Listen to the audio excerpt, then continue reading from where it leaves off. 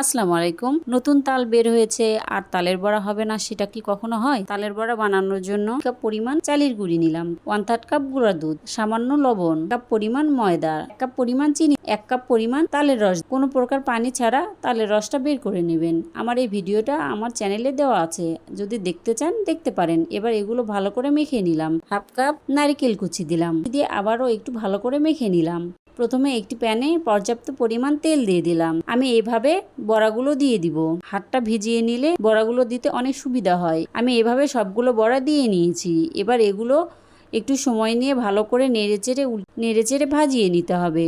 যখন এরকম brown colour হয়ে আসবে তখন সেই মুহূর্তে তালের বড়াগুলো তেল ঝরিয়ে উঠিয়ে নিতে হবে। আমি এভাবে সমস্ত বড়া বানিয়ে নিয়েছি। এভাবে বড়া একবার বানিয়ে দেখবেন, খেতে কিন্তু একদম অসাধারণ লাগে। আমাদের গ্রাম বাংলার ঐতিহ্যবাহী এই বড়া। ভালো লাগলে সাবস্ক্রাইব করবেন। আল্লাহ হাফেজ।